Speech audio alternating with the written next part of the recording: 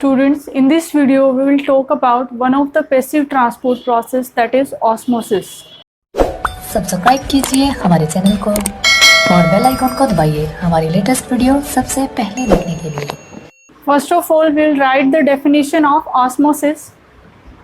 Means the movement of solvent.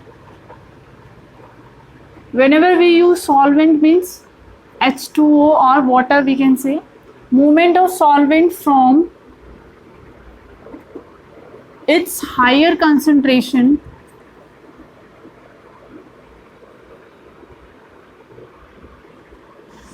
to its lower concentration.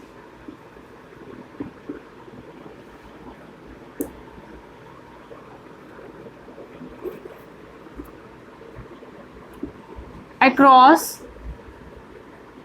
semi-permeable membrane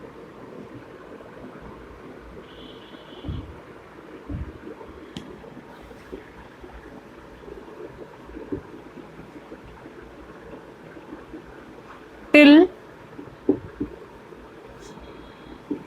the equilibrium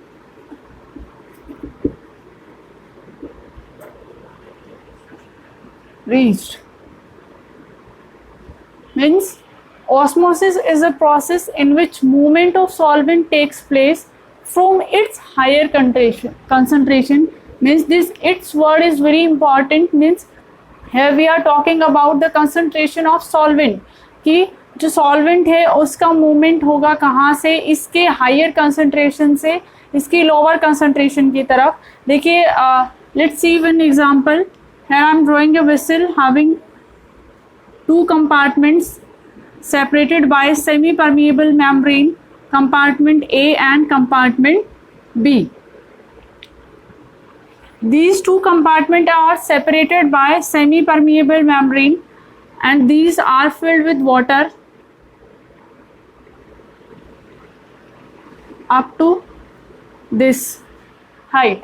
अब देखिए for example we are taking 1000 H2O molecule are filled in this compartment and 1000 molecule of H2O are filled in this compartment. Here it is like 1000 molecule are in both the compartment of this container. Then how the difference of concentration will be here. After that we add 100 molecule of salt in this compartment, means A compartment. Here we add 200 molecule of salt molecule in compartment B. अब देखिए यहाँ पर हम बात कर रहे हैं कि हमें पता लगाना है कि मूवमेंट ऑफ सॉल्वेंट कहाँ से कहाँ होगा. तो जैसे कि हम डेफिनेशन में बात कर चुके हैं कि movement of solvent from its higher concentration to its lower concentration. तो यहाँ पर हमें क्या दिख रहा है कि number of molecule of H2O is same in both the cases, but we have to find out how the water molecule will transport. अब देखिए यहाँ पर जो साल्ट के 100 मोलिक्यूल हैं, out of 1000 molecule of H2O 100 molecule of H2O get combined with 100 molecule of salt. कि यहाँ पर 100 molecule of water get combined with 100 molecule of salt, but the number of free H2O molecule is 900 here. Free H2O is 900, but in case of B compartment, how many molecules of water are free? So in the same manner 100 molecule of H2O get combined with 200 molecule of water get combined with 200 molecule of salt. So the number of free molecule of water is 800. So from here we can conclude where in which compartment the concentration of water is higher, or we can say the number of water molecule is higher. तो यहाँ पर हम देख सकते हैं यहाँ पर 900 water molecule free है, यहाँ पर 800 मॉलिक्यूल फ्री है. तो मूवमेंट कहाँ से कहाँ होगा? From its higher concentration. तो concentration of water molecule is higher in case in A compartment, so the molecule will transport from A compartment to B compartment till the equilibrium is reached. Means 850 यहाँ पर हो जाएं और 850 यहाँ पर free molecule बच जाएंगे. तब तक ये जो ट्रांसपोर्टेशन है ये होता रहेगा. So this is the process of osmosis where the movement of solvent takes place from its higher concentration to its lower concentration. अब देखिए एक चीज़ और देखते हैं कि जहाँ पर solute concentration कम होता है, solute means the substance which is dissolved in solvent is solute. तो यहाँ पर हमने साल्ट को डिजोल्व किया था, तो यहाँ पर क्या है, साल्ट जो है वो सोल्यूट है और वाटर क्या है, सॉल्वेंट है. यहाँ पर देखिए तो जिस सॉल्यूशन के अंदर सोल्यूट कंसंट्रेशन कम होता है तो उसे कहा जाता है डाइल्यूट सॉल्यूशन, और ऐसा सॉल्यूशन जिसमें सोल्यूट कंसंट्रेशन ज़्यादा होता है उसे कहा जाता है कंसंट्रेटेड सॉल्यूशन. तो अब देखिए कंसंट्रेटेड और डाइल्यूट सॉल्यूशन की अगर टर्म्स में अगर हम इस डेफिनेशन को मॉडिफाई करें तो ऑस्मोसिस की डेफिनेशन क्या हो जाएगी. This is the first definition of osmosis. Let's write here the second definition according to the dilute and concentrated solution. So the movement of solvent from dilute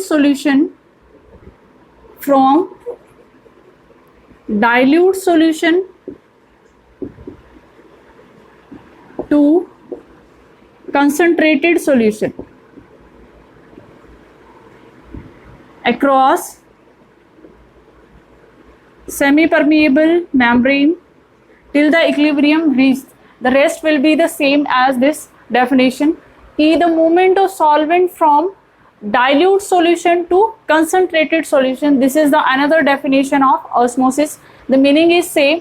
जैसे कि हम बात कर चुके हैं कि ऐसा सॉल्यूशन जिसमें अमाउंट ऑफ सोल्यूट कम है वो डाइल्यूट सॉल्यूशन होता है, और जिसमें अमाउंट ऑफ सोल्यूट ज़्यादा है वो क्या होता है, कंसंट्रेटेड सॉल्यूशन होता है. तो यहाँ पर हम देख सकते हैं कि यहाँ पर 100 मॉलिक्यूल ऑफ साल्ट है, यहाँ पे 200 मॉलिक्यूल ऑफ साल्ट है.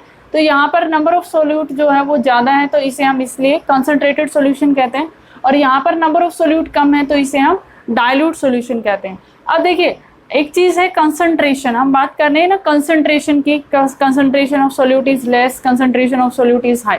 Concentration is actually tonicity. Concentration means tonicity, means the solution which is dilute or having the amount of solute is less is called hypotonic solution, and the solution having solute concentration is high called hypertonic solution.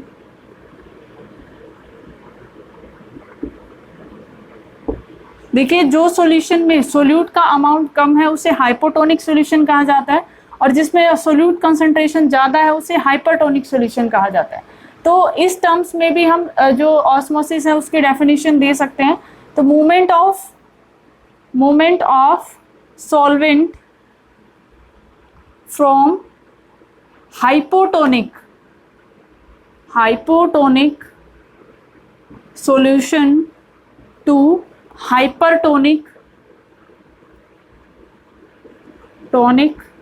solution across the semi-permeable membrane till the equilibrium is reached. कि बाकी का जो definition है वो same ही रहेगा कि membrane के through जो है वो ट्रांसपोर्टेशन होता है, कब तक, जब तक कि इक्विलिब्रियम अटेन नहीं हो जाता.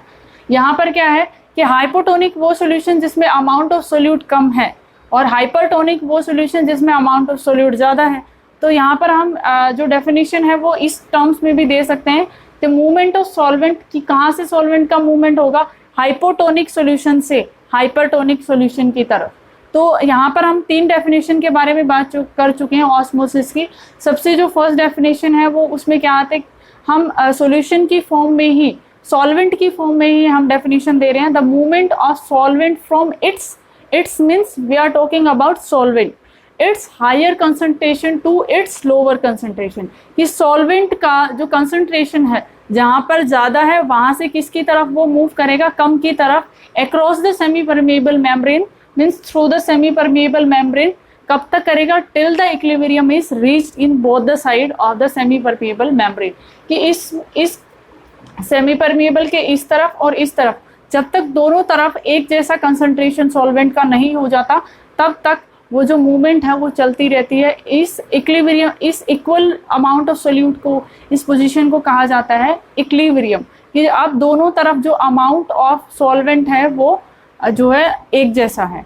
तो इतने के बाद क्या होता है कि जैसे ही इक्विलिब्रियम अटेन हो जाता है तो वहाँ पर there is no net movement of solvent, कि वहाँ पर नेट मूवमेंट सॉल्वेंट का नहीं होता है। फॉर एग्जांपल अगर हम बात लेके चले, एक कंटेनर है, उसमें जो सॉल्वेंट है वो लाइक 50 मोलिक्यूल यहाँ है, 50 मोलिक्यूल्स यहाँ हैं, तो यहाँ पर नेट मूवमेंट नहीं होगा। ऐसा नहीं कि सॉल्वेंट की मूवमेंट नहीं होगी, सॉल्वेंट मूव करेगा लेकिन नेट मूवमेंट नहीं होगी। नेट मूवमेंट का मतलब क्या है कि अगर एक मोलिक्यूल यहाँ से यहाँ गया है तो यहाँ से भी एक मोलिक्यूल वापस इधर आ जाएगा। तो नेट मूवमेंट का मतलब है कि कोई इंक्रीज या डिक्रीज तो दोनों में हुआ नहीं है, एक यहाँ से इधर गया था तो एक ही इधर से यहाँ आ गया।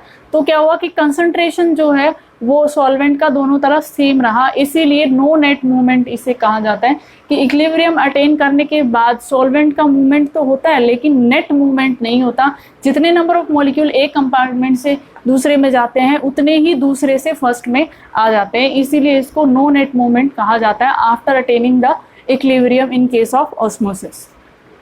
So that's all about osmosis. I hope this is understandable to you. Student, if these videos are helping you in clearing your concept, then please keep, share and subscribe my channel. Thank you.